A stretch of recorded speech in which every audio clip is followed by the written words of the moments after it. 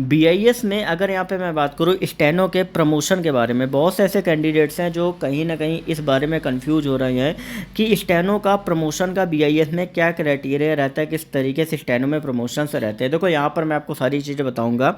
यहाँ पर मैं आपको बता देता हूँ, ये हो गया आपका पोस्ट, और यहाँ पर मैं आपको लिख देता हूँ ग्रेड पे। ठीक है, एक सेकंड रुकना। ये आपका जो हो गया, यहाँ पे हो गया ग्रेड पे। ठीक है। अब पहला जो पोस्ट आपका रहता है वो आपका होता है पीए का, जिसका भी डायरेक्ट नोटिफिकेशन आपका आया हुआ है, जो कि आपका होता है 4200 का प्रमोशन।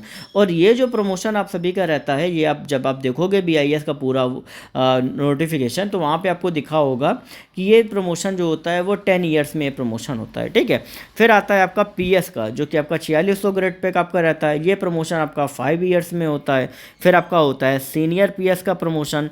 सीनियर पीएस का जो प्रमोशन होता है वो आपका 4800 का होता है। ये आपका 4 ईयर्स में आपका रहता है। और नेक्स्ट जो हमारा प्रमोशन होता है वो हमारा पीपीएस का होता है। ठीक है, प्रिंसिपल प्राइवेट सेक्रेटरी का आपका रहता है। ये आपका जो होता है वो 5400 का, लेकिन ध्यान में रखो ये 5400 का लेवल 10वां का आपका रहता है।